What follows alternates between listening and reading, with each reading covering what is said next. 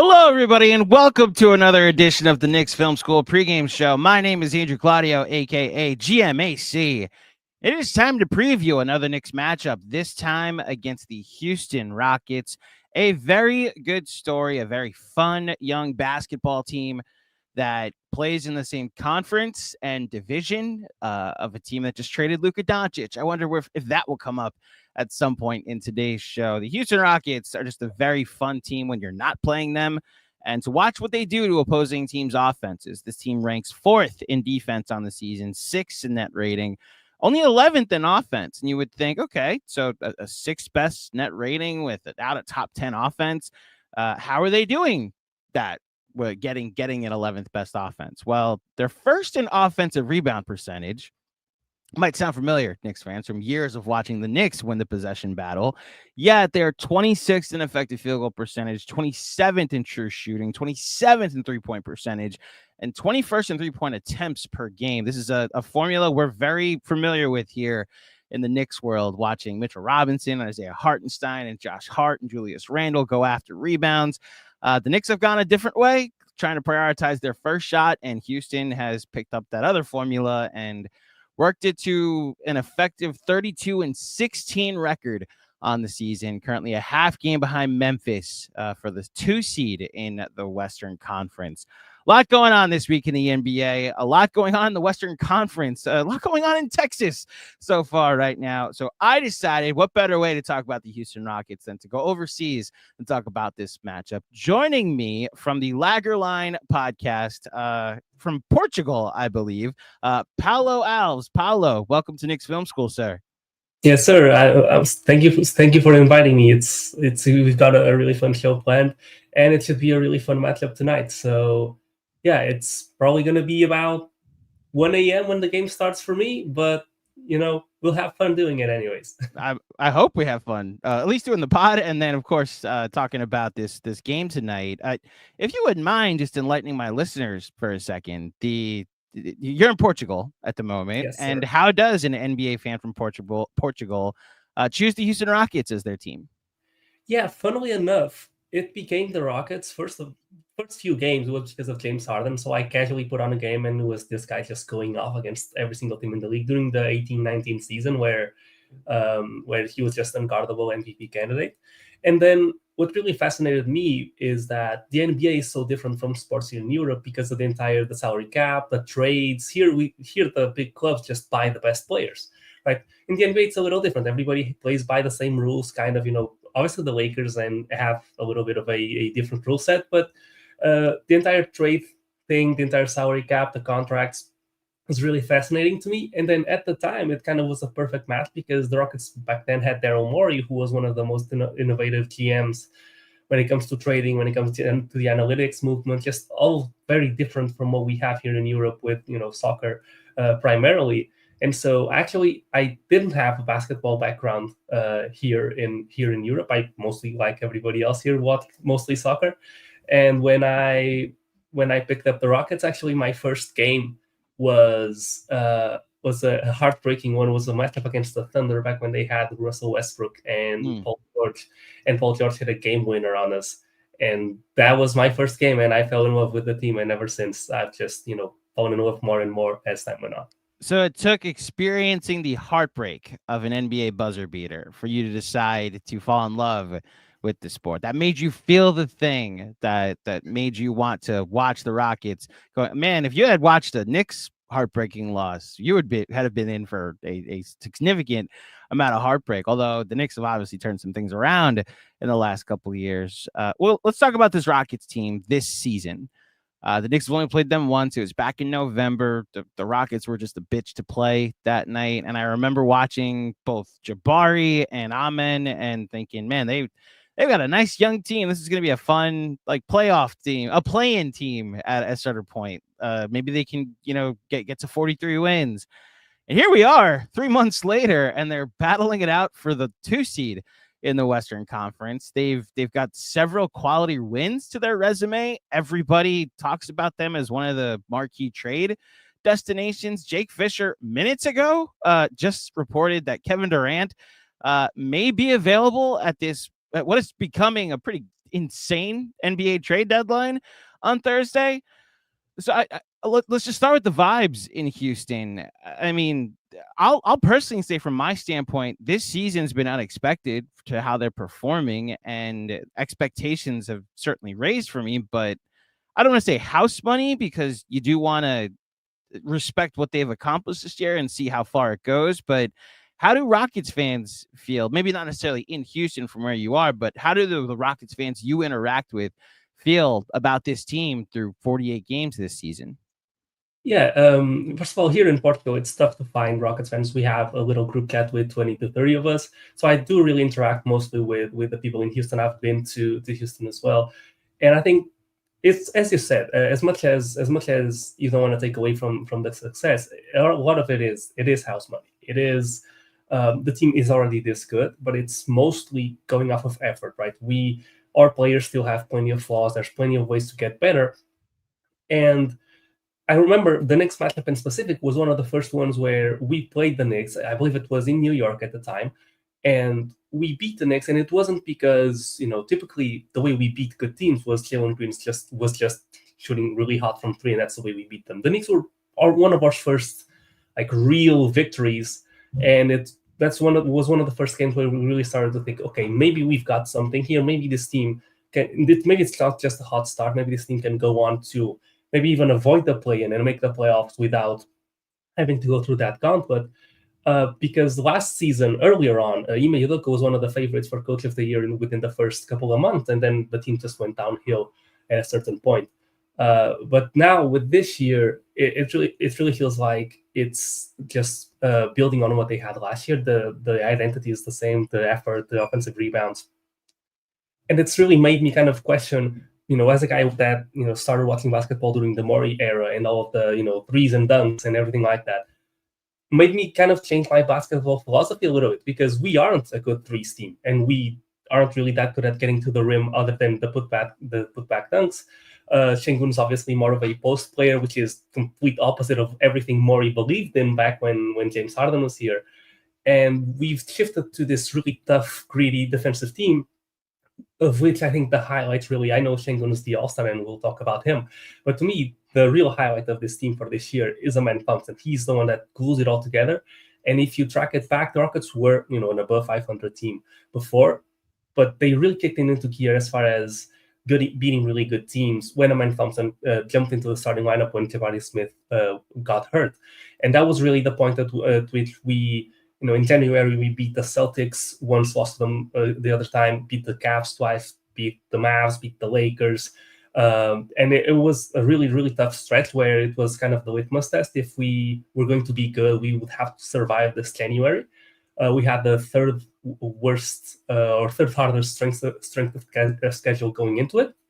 And then we got through January. We have, I believe, the second or the easiest or the second easiest record strength of schedule left for the rest of the season, and we are still within or what my goal is for the season, which is let's avoid the play-in and let's at least make the playoffs without that stress hanging over our heads.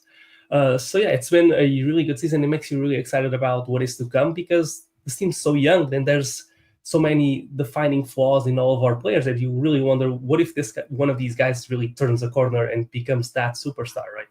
So when you talk about managing your expectations for this year, I don't know how this season could end in disappointment. I guess if you lose in the first round, that could be looked at as a disappointment. But this actually is probably the perfect time to talk about what the Mavericks did this weekend, and what the Lakers, I guess, also did this weekend. Luka Doncic being traded from the Mavericks, and for Anthony Davis. We should add that part. People keep talking about AD like they traded for a G leaguer. It's like, no, they did get a current reigning All NBA player back, but as of right now, that could be one of the teams. The Mavericks could be one of the teams that you face in a 2-7 or a 3-6 in the first round. Also, the Lakers could be a team you face in the first round in a 4-5 or a 3-6, potentially in the playoffs. I mean, what does a disappointing season look like to you? Does it matter where they could potentially be knocked out in the playoffs or who they lose to? Like, what are your expectations, and what are mostly Rockets fans' expectations for the rest of the year? Yeah, I think it depends on who you ask. I think most people would expect us to get to the second round at this point. To me, because of the entire house money kind of tone to it, I believe if we make the playoffs as a top 4 seed and we go into the first round and we get a favorable matchup, the expectation is to beat that team and to get to the second round. And then after that, who knows what happens. On the other hand, if we draw someone like the Wolves, who I believe are one of the toughest matchups for us, then I could see myself not being disappointed in losing to them in the first round, just a more mature team.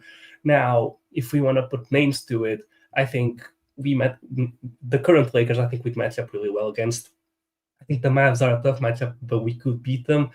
Just having a man Thompson is such a cheat code against star guards, and on the other side, Kyrie Irving is amazing, but I trust the man Thompson to be on him, and then you pay more attention to AD offensively. So I think we should beat the Mavs. I think they're a fine matchup. I think the Clippers are a really good matchup for us. We beat them, I think, 3 times already this season. Just wasn't close. Now, Nuggets are obviously going to be a really tough matchup if we get them in the first round, although that's unlikely.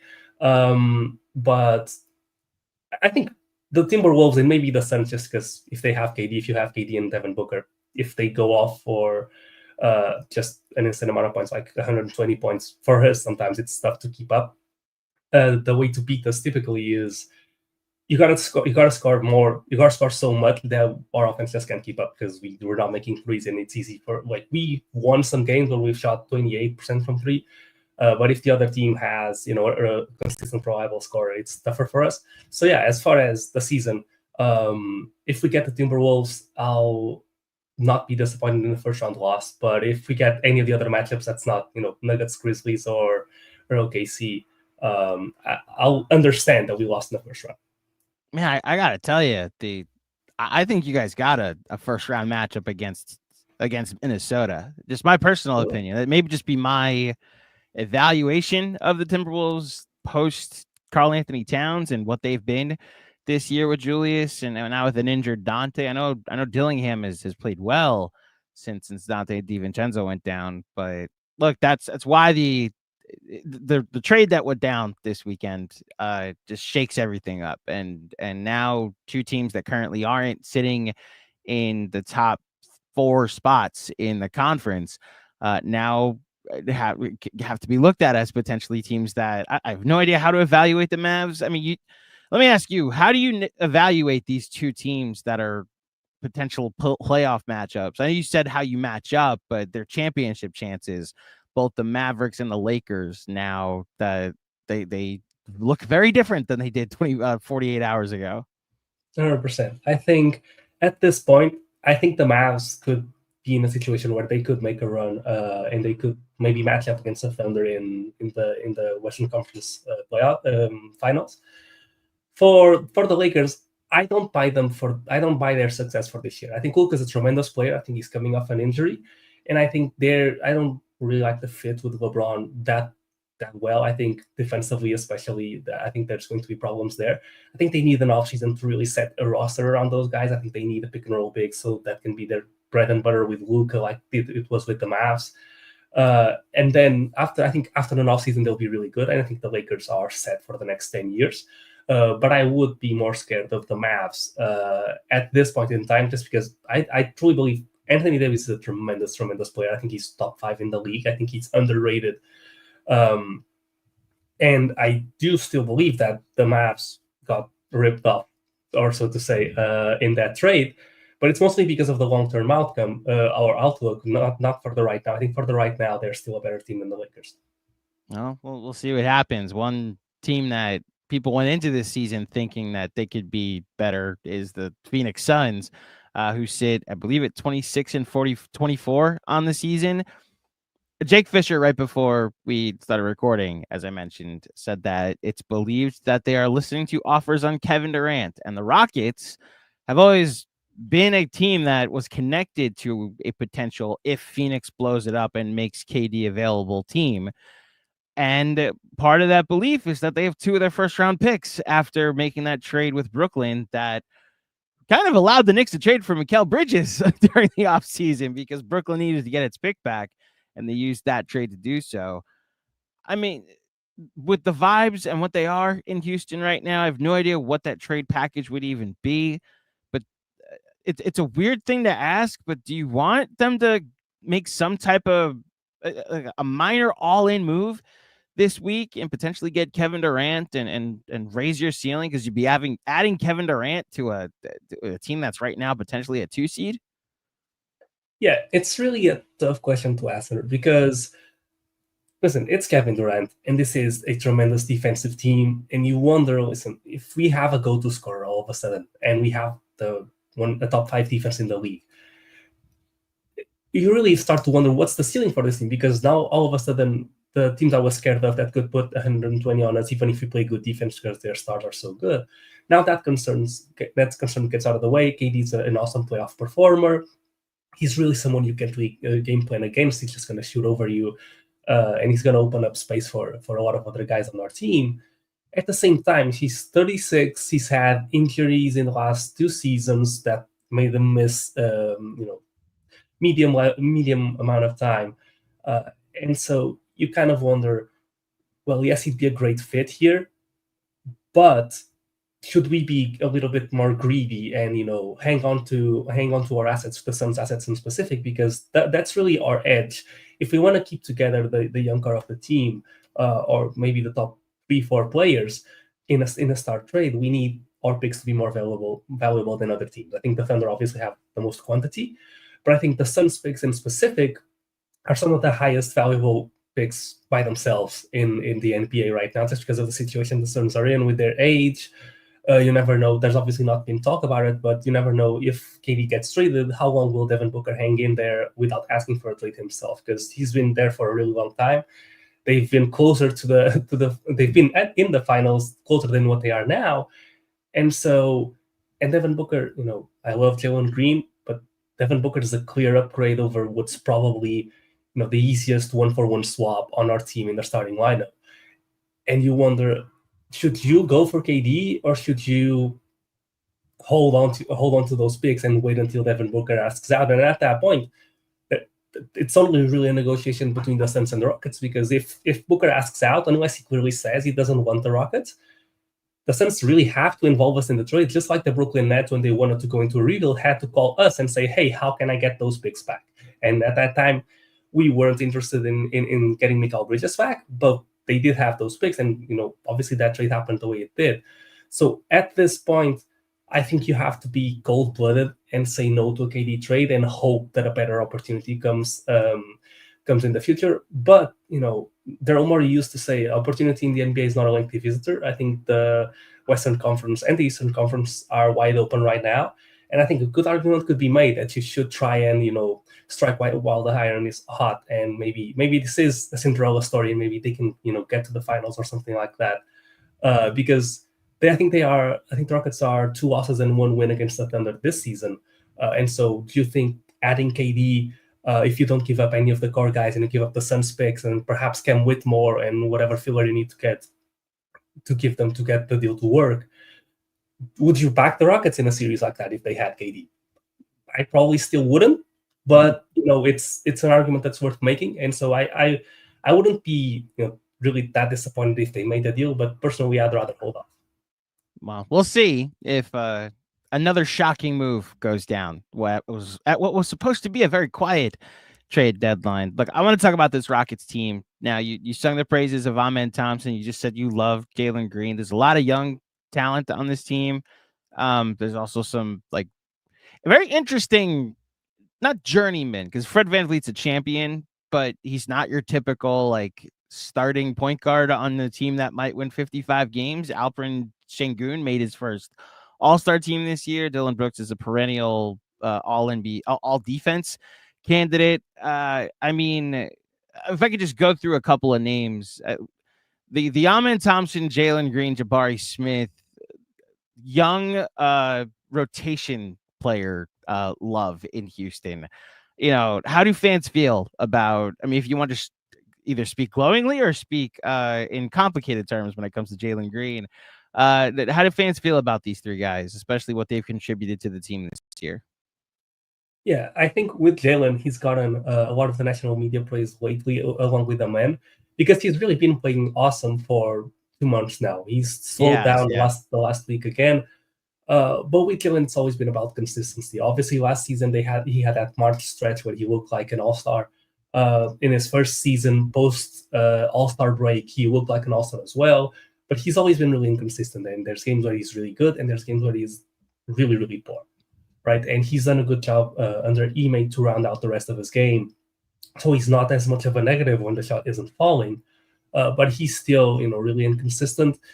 And there was, for the beginning of the season, even though we were good, there was a real argument to be made that if you swap Jaylen Green for Aaron Fox or Devin Booker, this team would be an instant contender. And I think that argument is still there now, but he's shown over the past 2 months to be playing really, really well. And you want to believe in him because, the price of a scoring guard in the NBA, salary-wise, I know Jaylen just got his extension, but $33 million for a starting shooting guard that's star-level scorer is really cheap. Guys are making $50 million a year nowadays, right? If you trade for Devin Booker, it's going to be making $60 million a year. And so I think that has so many young players, if you can save $20 million on a shooting guard, you should try to do that. But with Jaylen, it's a little bit of a love-hate relationship, because when he's on, he's so good and he's so entertaining to watch. And he's, really, for people out there, usually I think people would say that he's not a good defender. Like, I think at this point he is a good on-ball defender. He's really shifty. He's fighting through screens. I think he's an above-average defender at this point. But doesn't really do much if he's not scoring on the offensive end on this team, because we have plenty of good defenders. Amen Thompson is, just one of the most impressive players I've ever seen. It looks like he was built to play basketball. He gives 100% intensity 100% of the time. He plays every single game. He's 6'8", has a 7-foot wingspan. He can guard, obviously not the Embiids of the world, but he can mostly guard 1 through 5. He can guard the Evan Mobleys of the world, for example. He can guard your quick guards. He's the guy you put on the other team's star player. And then offensively, he's a little bit raw, but he has the passing instincts and the IQ. His hustle is insane. He is one of the quickest jumpers in the league, so he's a big reason why we are as good at offensive rebounding as we are. And lately, he's shown some ability on the ball. Now, 2 areas for improvement for him. He has to get that handle better. And I think against the Knicks in specific, because of all the ball pressure, we will probably see a lot of turnovers out of him, because we don't have Fred VanVleet for this game. And so he's going to be asked to initiate a lot. And I think that's good. We already struggled against the Grizzlies. And I think we'll see a lot of those growing pains throughout this game. But the sky is the limit. I think he's already probably the best player on our team, and he has so much more to grow. So he's definitely the guy that, if you ask Rockets fans, I think he's the guy. What's the most insane projection you've heard from him, whether it be Bill Simmons or Russillo, there was Scottie Pippen and Kawhi Leonard comps being thrown out there. My buddy Sam Vecini over at Game Theory, he and Bryce Simon have spoken glowingly about perennial all defense in the conversation, defensive player of the year conversations, understanding that Victor Wembanyama exists. What's the craziest that you've seen that you've been like, oh wow, this is like our guy getting talked about like this?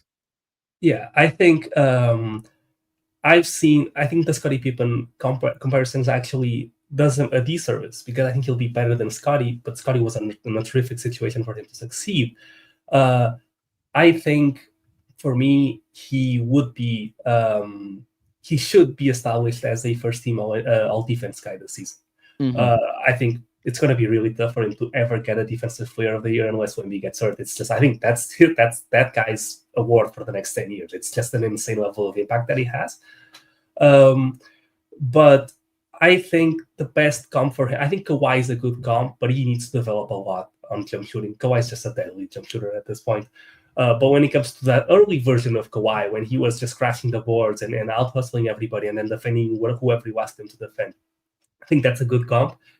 And then depending on if he develops the jump shot or not, I think he could be what people thought Ben Simmons was going to be.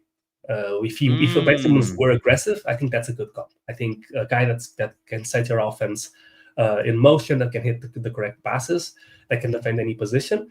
But the man is actually aggressive getting to the rim, and he has a good touch on his floaters, as he showed in that Celtics game when he hit the game winner. So I think that's my best comp for him at this point. It's Ben Simmons. If Ben Simmons became what people thought Ben Simmons could become, even if he doesn't become a good three-point shooter, just a guy that's not scared of taking the corner ones, which is the bare minimum you need to hide someone on offense. Yeah. Well, look, it's going to be interesting to see him match up against Jalen Brunson again tonight at MSG. And look, Jaylen Green, the Rockets pregame pods I've done in the past, it really depends how he's playing to be how the fan base feels about him. And right now it's one of those upswings. My buddy Roosh Williams of Rockets Talk, the last time he was here, it was an upswing again about Jaylen Green. And then but the time before that, I was being asked about RJ Barrett comparisons and whether pulling the trigger on a trade, knowing that he could potentially reach his potential someplace else, and what that feeling is like. I guess, look, my advice has always been, if you're comfortable with who's making the decisions on that, and then comfortable with what you get back, then you can also then root for the team that he goes to just for his individual success, which, funny enough, the Knicks play RJ Barrett tomorrow night in the second night of a back-to-back. So we'll see what happens there. This matchup against the Knicks are, I believe they're still third in offense. They had a tough game on Saturday against the Lakers before they traded for Luka. I also, just side note, I love it how I mentioned the Luka trade is about that being a potential matchup, but you just mentioned Wemby and the Depoy is going to be his award. They also got better this weekend. Who knows if they end up in the play in a potential matchup for the Rockets? But I digress. I know the Rockets just had a rough game in Brooklyn over the weekend, and they come into this Knicks game. Obviously Jabari Smith is still out with a broken hand, and Fred VanVleet is ruled out for this game. So I guess the first question I'll ask is how, what's the starting five that Knicks fans who aren't watching the Rockets every night can expect on the court tonight, and how do you think the Knicks match up against this Rockets team? How do you think the Rockets will fare against a team that's now established themselves as one of the best offensive teams in the league? Yeah, I really, listen, I hate to be a Debbie Downer. I don't think we stand much of a chance in this game. Really? Don't stand much of a chance? I really don't think so. Is OG Anunoby playing? I know he was questionable. He's officially ruled out too. So, okay, and all right. So that actually, real quick before you answer, that actually does bring up an interesting strategy question for Tom Thibodeau, because I would like him to start Deuce McBride tonight. I'd love to just lean into the offense and just lean on your spacing and your 5 out. I think he's going to go Precious Achiuwa, because when given the opportunity, he has started Precious Achiuwa at the 4, whether he's had a stretch 5 or not, because he values rebounding significantly. And with respect to Tom Thibodeau, I think we've figured out where the value of this team is, and it's prioritizing the first shot. But with understanding against a team like the Rockets that own the offensive boards, you probably do want to have a forward like that in the game from the outset, so that way the Rockets can't establish themselves on the boards like that. So I would assume Precious Achiuwa is starting, even though I would like Deuce McBride to start. So you will not have OG Anunoby playing against you tonight. All right. So OG is actually, it's a pretty big deal, because although Mikal Bridges is still there, right? And he's one of the guys that gives Jaylen Green the most trouble. Jaylen struggles mostly against the really lengthy wings, right? And we still don't know if Alperen Sengun is going to play or not. That's obviously a big swing factor, one of our best players. But again, the Knicks are not necessarily one of the teams that he projects to do the best against. So it's really tough. If Alperen Sengun is not there, it takes a big avenue of how we can remain competitive, because if he's not there now, we need Jaylen Green to go off, and it's really hard for him to go off against Mikal Bridges. We've seen it over time. Back when he was with the Nets, always been a guy that gives them a lot of trouble, and so I think you can expect Aman Thompson and Jaylen Green to start as the backcourt. I think you can expect Steven Adams, if Sengun doesn't play, to be the center. And I think you can expect Dylan Brooks to be in the starting lineup. And you can expect probably Tari Eason to be the next lineup. Could be Cam Whitmore, although it's probably unlikely. And then off the bench, you'll probably see Jason Tate, you'll probably see Aaron Holiday, which are the guys that typically don't get in the rotation when we're fully healthy. But another guy that I think is going to be a big swing factor compared to our first matchup is actually Jabari Smith Jr. We got that defensive reputation earlier on in the season, and we've mostly held on to it until now. But over the last 3 weeks, our defense has really kind of fallen off a cliff, and part of it is because Jabari Smith's not been there. And when you play that really intense style of basketball, as the season, as you get to the All-Star break, guys start to break down physically, and guys start to not be able to put that same effort in every single night. And so our defense has not been as good as it once was. Dylan Brooks is a really good team defender. He's good communicator. He's good on the ball against bigger guys, but his quickness against the smaller guards has kind of taken a dip as his career has gone along. And you guys just have it's just such a terrible matchup for us because with Karl-Anthony Towns, you can just go check what Kristaps Porzingis did to us when we played the Celtics. Our luck was that he was in foul trouble during most of the game, but we struggle really hard with bigs that can shoot. Sengun's probably a little bit better at guarding them, but Steven Adams, if we're playing him, he's just a drop big all through and through, and it's just gonna be rough if Cat has it going. So I don't want to be a Debbie Downer, but I'll be really, really surprised unless it's the Jaylen Green supernova explosion. I think the Knicks got this one. So you actually you bring up an interesting strategy here, because I agree that if the Rockets are stuck playing drop tonight, advantage Knicks. Knicks are 5.5-point favorites, and if no Sengun, they'll probably go Steven Adams, and you're missing the hub of whatever your offense is at that point. If you have Sengun, what they did in the first matchup was they put Dylan Brooks on Cat, and they put Sengun on Josh Hart, which has brought up a question throughout the year that teams are just going to put their centers on Josh Hart and force him to make shots. And Josh Hart's been very cold from three lately. Well, now if you put Precious Achiuwa at the starting four, then that's another guy that you could just put Dylan Brooks on Cat, have him roam if you want to off of Jaylen, and just put your center, or excuse me, have your center on Precious Achiuwa. I just keep leaning toward Deuce McBride starting tonight, but that has nothing to do with you. It's very much a frustration that I'm already preparing myself for tonight, but we'll see in this matchup. Do you, the latest on Sengun, do you think he'll play? I think they'll protect him for one more game. One more game. Okay. Yeah, I think they'll give him one, just because, yes, it would be losing 3 games in a row. But if you play him tonight, you're giving yourself, a chance at beating the Knicks.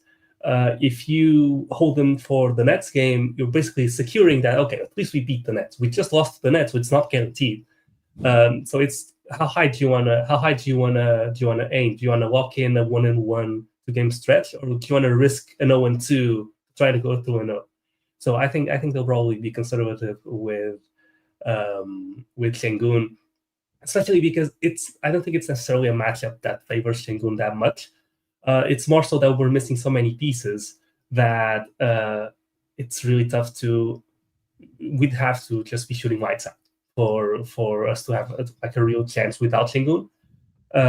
So yeah, if I were Ime, I would, just give him one more game, make sure he's 100%. It's a calf situation, so you don't want to risk a long-term injury. Obviously, this team now has sights on the playoffs, so it's not necessarily a next game's the one that matters mentality, or it shouldn't be, even though that's what you sell to the players.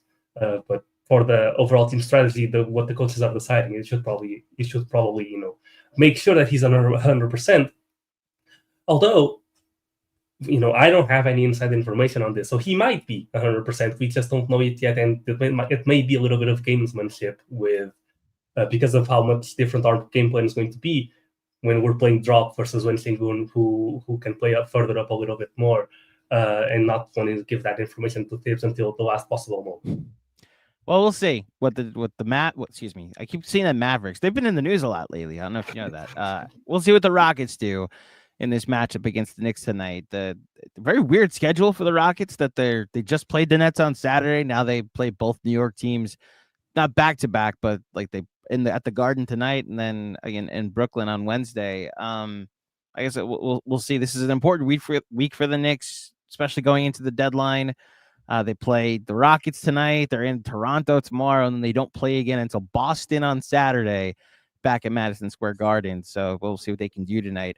I got two questions for you from my audience watching live. We start with Ben Kim Gervy. What players or player prototypes is Houston seeking? What players on the roster are most likely to be forced out due to the CBA rules?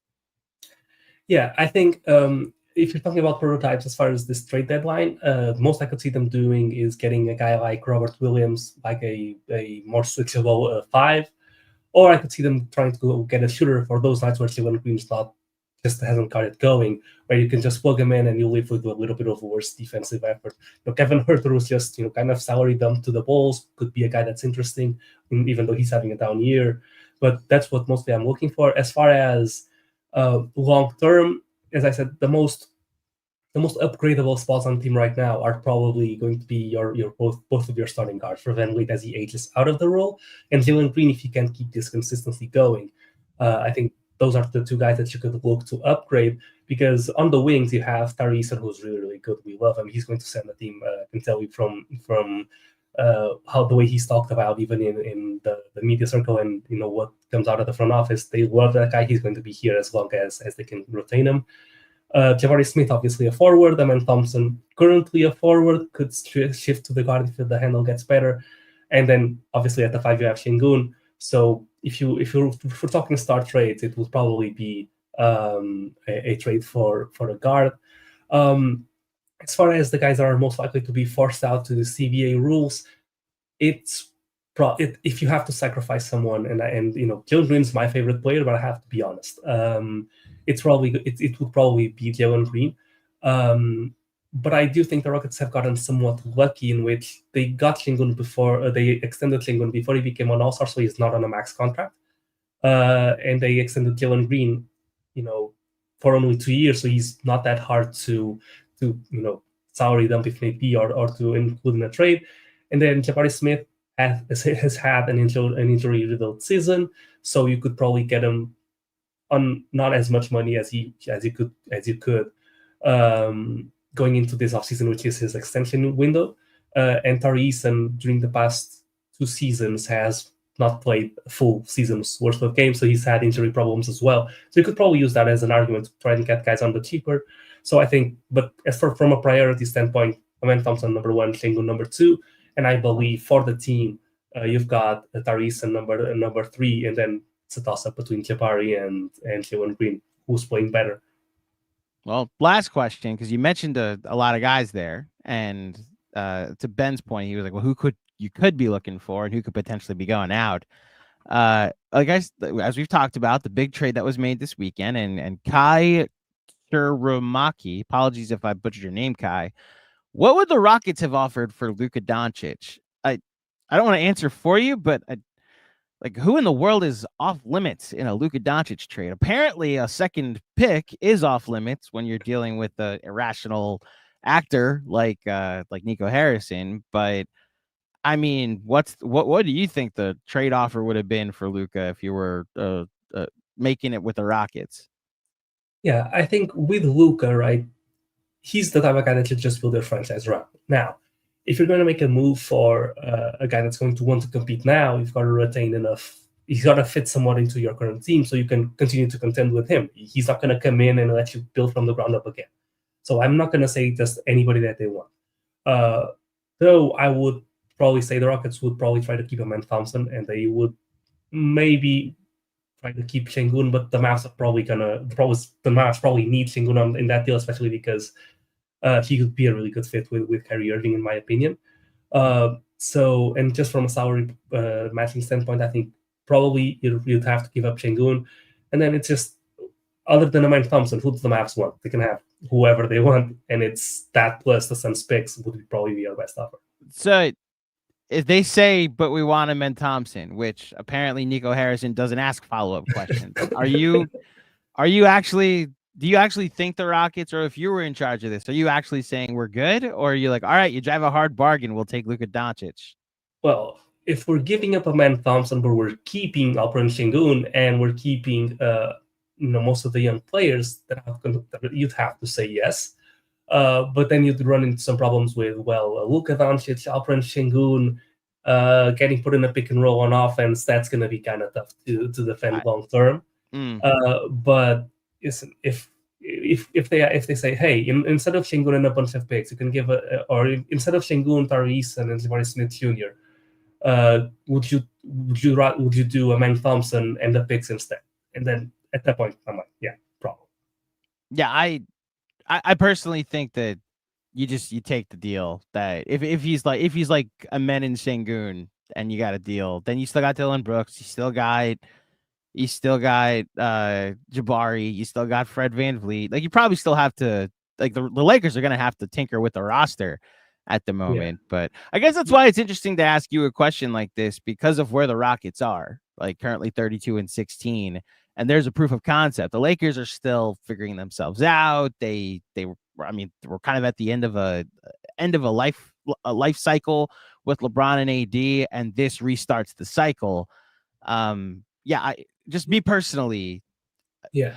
Which is funny because I'm saying, like, Jalen Brunson's probably an untouchable, but if I woke up and the Knicks were like, we traded Jalen Brunson for Luka, I'd be heartbroken, but I'd find a way to get over it because the Knicks have Luka Doncic. Like, that's what I keep going back to, is that you probably do say yes to whatever they say, you know? Yeah, I think at that point, right, if you bring in Luka and you gave up a man in Sengun, you'd be running Jaylen Green, Dylan Brooks. You'd have to figure out what to do with Fred VanVleet. You'd be running Luka, Jaylen Green, Tyrese and Jabari Smith. Okay, that's enough for us to build with. I guess it would depend on how many of the picks are going their way. If we're just completely barren out of picks, I don't think that's enough to eventually bring us to a championship. And I'd rather just stay the course and see, hey, I'd rather wait and see, keep the score, and maybe the next star that's available we can get without giving up a man and Sengun. But if it were strictly a man and Sengun for Luka and just a couple of picks, so we have some assets left to try and make a deal afterwards, probably to get a center because we'd have none, I'd probably still say yes. But assuming we'd have that flexibility to try and make some moves around Luka as well. I watched Luka with just Kyrie. Now, they had a solid team around him for sure, but they made the finals last year. Yeah. So that's why it's a fascinating thought exercise to ask you this, because of where the Rockets are. They weren't where the Lakers were. Like, you are technically probably taking a step back today, but to then build something with Luka for going forward. And look, I hear it in your voice, the hesitancy to ever trade Amen Thompson, because you want to see what this becomes. Who knows what he could potentially be in the future. I love the Ben Simmons but not potentially spontaneously combusting one day. We'll see what Amen eventually becomes, and we'll see what he does tonight in Madison Square Garden against the New York Knicks. Paulo, you've been great with your time today. Thank you so much for joining us here at the Knicks Film School pregame show. Before you get out of here, please let the fine folks at home know where they can find you and all of your work. Yeah, you guys can find me on Twitter at Paulo Alves NBA, and you can find my pod with Ben Dubose at the Lager Line on Twitter, where we post a weekly pod on the state of the Rockets moving forward. We try to not live in the moment too much and try to take a 10,000 foot view on how the team's going to look moving forward. So if you guys are into that and you want to pick a Western Conference team to root for, I think the Rockets are on the upswing, and there's a lot of different types of players you can fall in love with if that's your vibe. It's an interesting cycle, the attempt to look big picture at the team when you get the chance to. Like, we try to do that with Knicks Film School, but I was talking to our post-game show host, John Macri. Like, it's difficult to do that when after every loss, everyone needs to be fired or traded, and after every win, we're going to the finals. So, I wish you, as much as I wish us, the best of luck trying to maintain that context the rest of the season, Paulo. Yeah, I appreciate you. I appreciate you having me on, and it's been a blast to talk basketball with you today. Absolutely. Enjoy the game tonight. Obviously, I hope you lose by a lot, but I appreciate you making the time today. Thank you so much to Paulo, and thank you so much to everybody for joining me here for the Knicks Film School pregame show. If you dug the show, please head over to iTunes, drop a 5-star rating and a review. I'll be back tomorrow to preview the next matchup against the Raptors. Won't be a live show. We're going to pre-record something actually during the game tonight. So I will not know the results of the Rockets game when I record that episode. So we'll try to dance around what it will hopefully be a Knicks bounce back win. But me and my brother Esbar Barhini will join me to preview that matchup in Toronto. We got plenty of trade deadline coverage coming throughout the week. Jeremy's got an episode of Cap Rules Everything Around Me, Cream, on Wednesday night. So you're going to join us for that. And then our trade deadline special from 2 to 4 Eastern on Thursday. Please join us for that right here on the YouTube channel. And last but not least, curse or no curse, we are doing another watch party this Saturday when the Knicks take on the Boston Celtics. Doors open. Well, doors open throughout the day, but we will be there at 7:30. I'm working on getting some trivia together, so there's actually a reason to show up at 7:30, and then the Knicks play at 8:30, and we will be there at T Squared Social. So join us, please do. We would love to see you all there. Be there or be T Squared. And I think that'll do it for me. As I mentioned, see you tomorrow with my conversation with Esbar Hini. But until next time, thank you for listening. Thank you for watching. Enjoy the game tonight, and I will speak with you soon. Peace.